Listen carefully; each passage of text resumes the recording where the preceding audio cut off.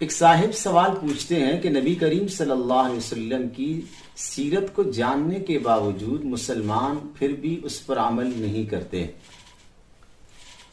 ایک صاحب سوال پوچھتے ہیں کہ مسلمان نبی کریم صلی اللہ علیہ وسلم کی سنت کو، زندگی کو، سیرت کو جاننے کے باوجود عمل پیرا کیوں نہیں ہیں؟ ایک صاحب سوال پوچھتے ہیں کہ مسلمان نبی کریم صلی اللہ علیہ وسلم کی سیرت کو جانتے ہیں، مانتے ہیں، آپ کی سنتوں کا علم ہے، اس کے باوجود ہم دیکھتے ہیں کہ مسلمان آپ صلی اللہ علیہ وسلم کی سیرت کے مطابق اپنی زندگی نہیں بسر کرتے اور اس پر عمل پیرا کیوں نہیں ہیں؟ آخر اس سوال کا جواب کیا ہے اور مسلمانوں کو کیا کرنا چاہیے؟ اس سوال کا جواب قرآن حکیم کی سورہ احزاب آیت نمبر 21 میں بڑے واضح الفاظ میں موجود ہے۔ اگر کوئی مسلمان اس آیت کو پڑھے تو اس کو اس کا جواب مل جائے گا۔ قرآن حکیم میں سورہ احزاب کی آیت 21 میں اللہ پاک فرماتے ہیں لَقَدْ كَانَ لَكُمْ فِي رَسُولِ اللَّهِ أُسْوَةٌ حَسَنَةٌ کہ تمہارے لیے رسول اللہ صلی اللہ علیہ وسلم کی زندگی میں بہترین نمونہ موجود ہے۔ نبی صلی اللہ علیہ وسلم کی زندگی کو اسوہ حسنہ کہا گیا کہ بہترین اور کامل نمونہ ہے۔ اب اس میں کوئی شک نہیں کہ نبی صلی اللہ علیہ وسلم کی تعلیمات ہماری ساری زندگی پر حاوی ہیں۔ ہماری زندگی کے تمام تر شعبوں میں نبی صلی اللہ علیہ وسلم کی سیرت ہماری رہنمائی کرتی ہے، لیکن نبی صلی اللہ علیہ وسلم کی مقدس سیرت اور مقدس زندگی اور آپ کی سنتیں ہماری زندگی میں کیوں نہیں ہیں؟ اس کی وجہ یہ ہے کہ قرآن حکیم کی اسی آیت میں اگلے الفاظ میں جواب دے دیا گیا کہ جس آدمی میں 3 کام پائے جائیں وہ نبی صلی اللہ علیہ وسلم کی سیرت پر عمل کر سکتا ہے۔ جس آدمی کی زندگی میں 3 اوصاف پائے جائیں وہ آدمی سیرت سے مکمل طور پر فائدہ اٹھا سکتا ہے۔ نمبر 1، لمن کان یرجو اللہ، جو آدمی اللہ سے امید رکھے، کہ جو آدمی یہ امید رکھے کہ میں نبی صلی اللہ علیہ وسلم کی سنت کو، نبی صلی اللہ علیہ وسلم کی شریعت کو اور آپ صلی اللہ علیہ وسلم کے طریقوں کو اپناؤں گا، مجھے اس پر ثواب ملے گا۔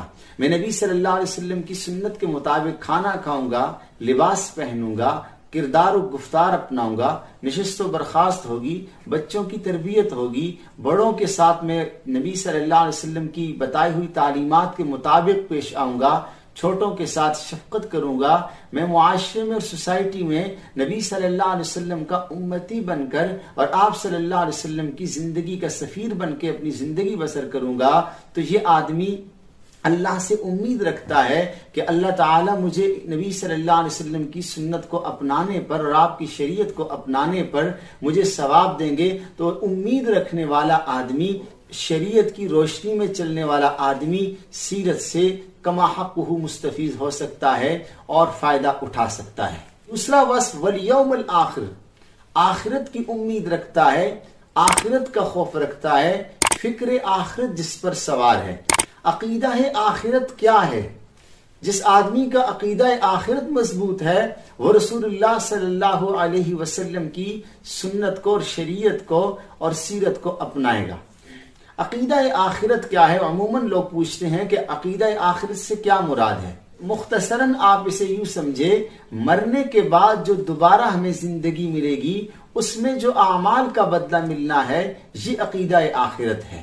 اور ایک مسلمان کا جب یہ عقیدہ ہوگا کہ میں اگر نبی صلی اللہ علیہ وسلم کی زندگی کو اپناؤں گا اور آپ کی سیرت کو اپناؤں گا، مجھے آخرت میں اس کا بہترین صلہ ملے گا، اور اگر میں نے نبی صلی اللہ علیہ وسلم کی مقدس زندگی نہ اپنائی تو مجھے اس پر نقصان اٹھانا پڑے گا اور میری آخرت تباہ و برباد ہو جائے گی اور دنیا بھی تباہ ہوگی۔ تو یہ آدمی جو ہے عقیدہ آخرت کی وجہ سے اور آخرت کی فکر کی وجہ سے نبی صلی اللہ علیہ وسلم کی سیرت کو کما حقہ اپنا سکتا ہے۔ اور سورہ احزاب کی اسی آیت میں آخر میں، سورہ احزاب کی آیت نمبر 21 کے آخر میں اللہ پاک نے فرمایا جس آدمی میں یہ تیسرا وصف پایا جائے وہ بھی سیرت مصطفیٰ صلی اللہ علیہ وسلم سے کما حقہ مستفید ہو سکتا ہے۔ فرمایا وَذَكَرَ اللَّهَ كَثِيرًا، اور اللہ کو کثرت سے یاد رکھتا ہو۔